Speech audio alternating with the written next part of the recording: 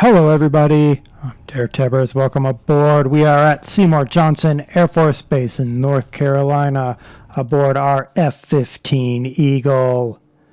In parked and engine off, she's got her remove before flight tags and she's got her ladder. That's awesome. Little extras. I like little extras. Oh. This pack, link is in the description as always, has a bunch of aircraft. I think there's 80 of them that come in the pack. It is actually even larger than that. This has 80. But the pack itself is the Air Force Mega Pack.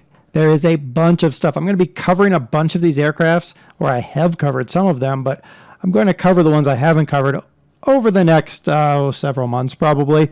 There's also a Navy Mega Pack that I'll be working in from time to time as well. It's just an amazing pack. It takes forever to download unless you're a premium member of Simviation. You can probably find it elsewhere. You usually can. You can download it there if you can find it elsewhere, and it downloads faster. But I've given you the Simviation link. It will immediately start downloading this mega pack. I think unpacked, it's several gigs worth of aircraft. All right, let's get in our plane. Now this is a converted over payware aircraft, so it has a lot of goodies. Those of you that watch the channels know I intercepted a 757 with one of these. It was for the giggles, really. All right, let's go ahead and start her up. We're going to start up our two Pratt & Whitney F100-100 or -220 afterburning turbofans. I hear one coming on. Dry thrust, 14,590 pounds each. Thrust with afterburners for the -220. 23,770 pounds of thrust. This aircraft can accelerate vertically. One of the things that you'll notice is you can hear it now. The oxygen system comes online, so your guy is breathing, which is, cool. I like those little things. Do we have both engines up or just one engine up? They both look up. All right. I take that back. Wow. Okay, now I see the numbers down there, and they're in blue, so they're a little bit hard to read when you're zoomed all the way out.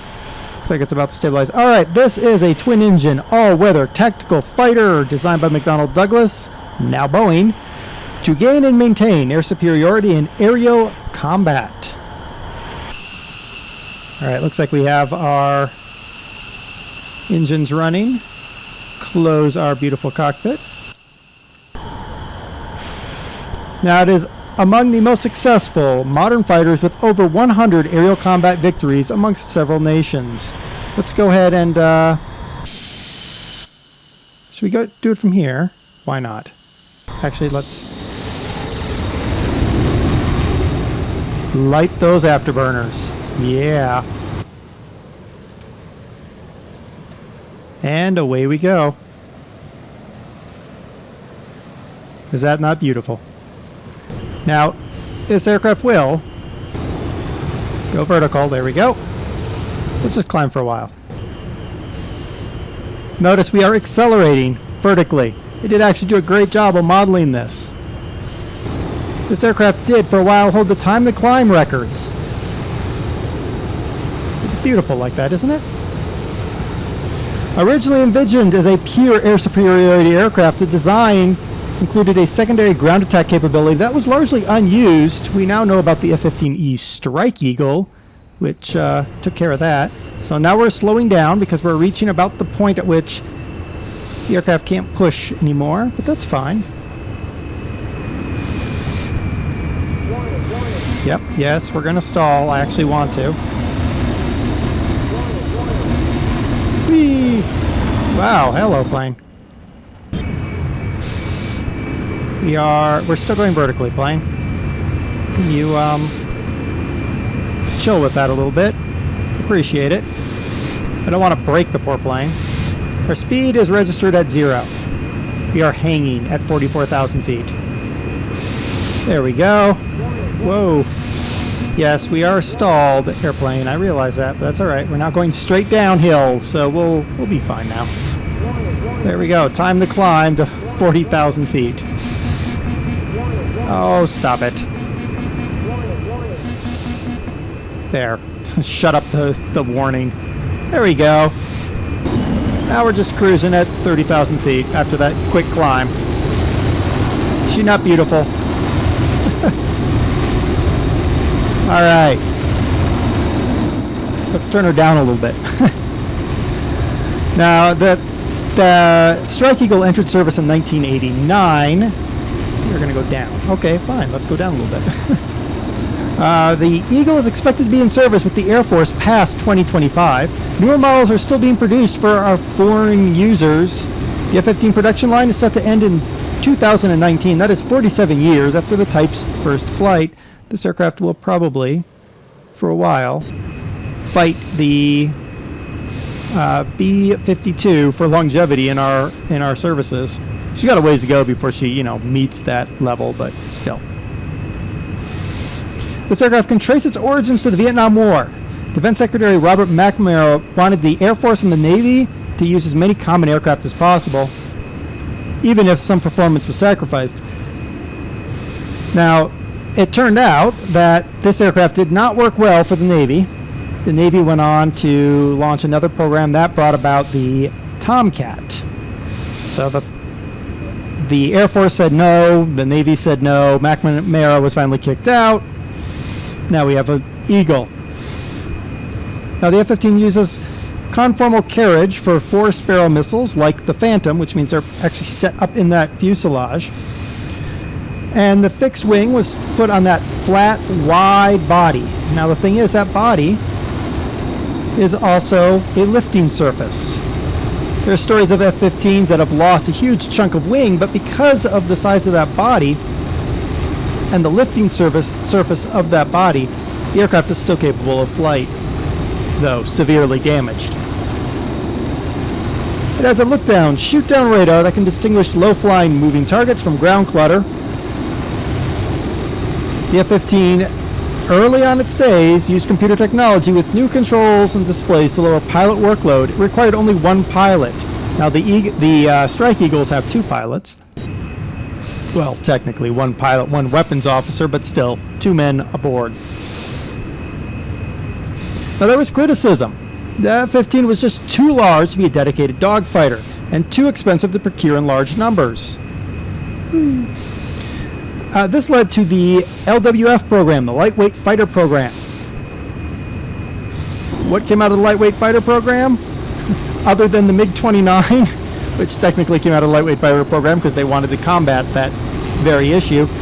The F-16 came out of the Lightweight Fighter Program, as well as what is considered a middleweight aircraft. That would be the F/A-18 Hornet.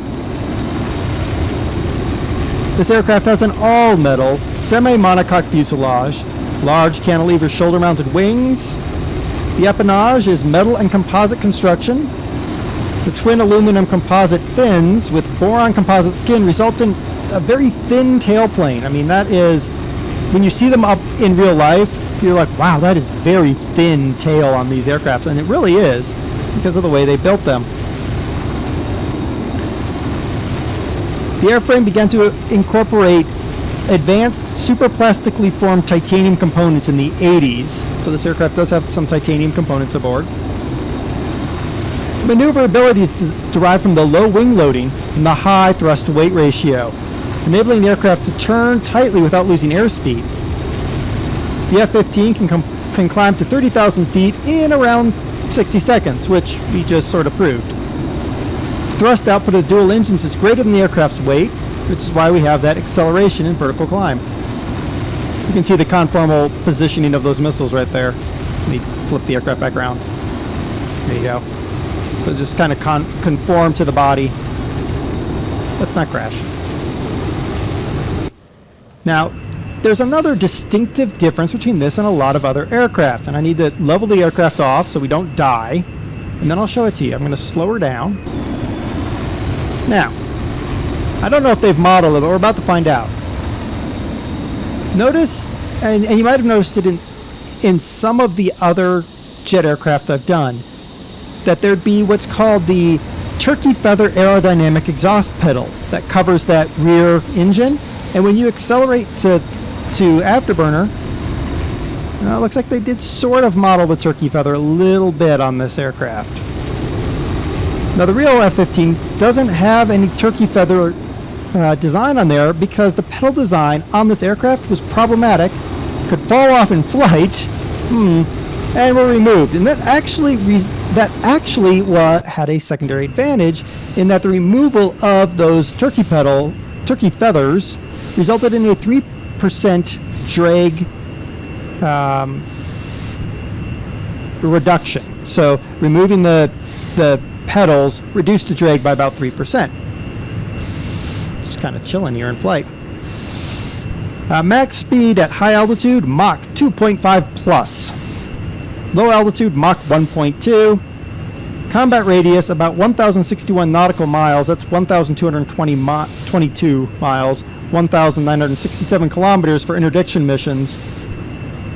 Unlike the Phantom, they did learn their lesson. This aircraft has an onboard, from start, came with an onboard gun, one 20mm M61A1 Vulcan 6-barrel Gatling gun running 940 rounds.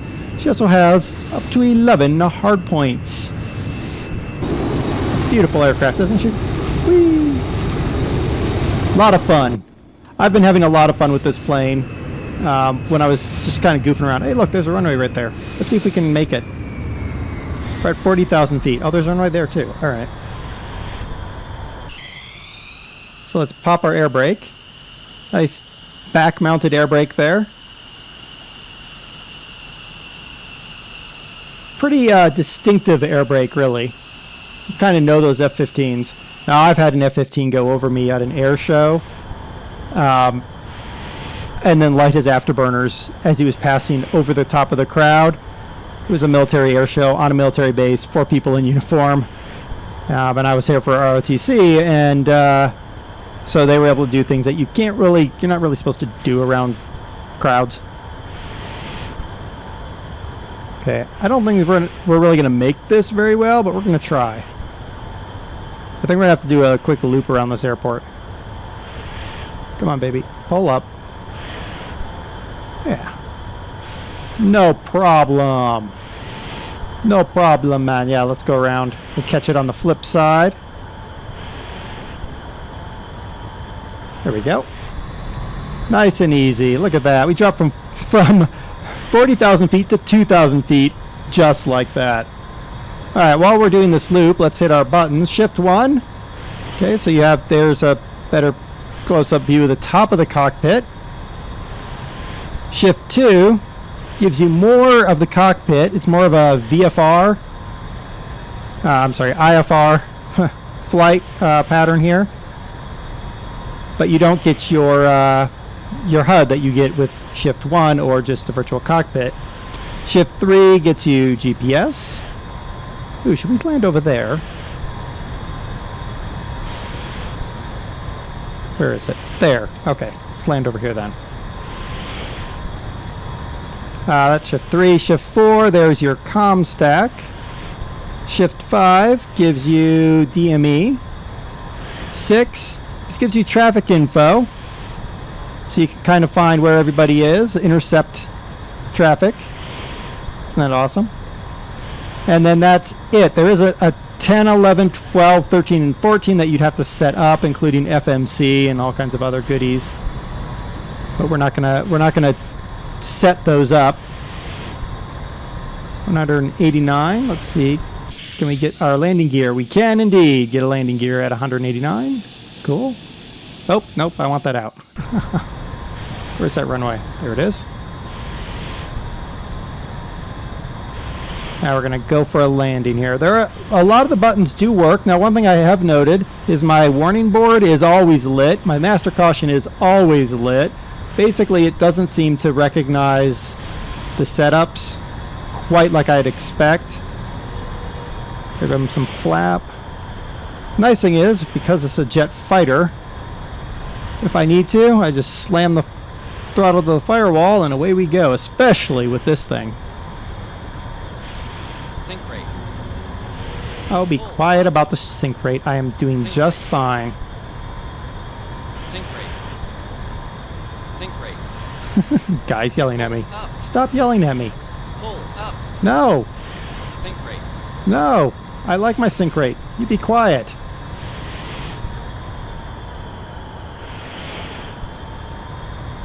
All right, let's see if we can make this landing.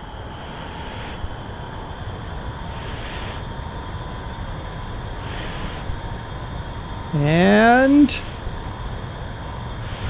yeah. Pop that big air brake. There we go. Our F-15 Eagle. Beautiful aircraft. Really fun. This particular mod was a really awesome find.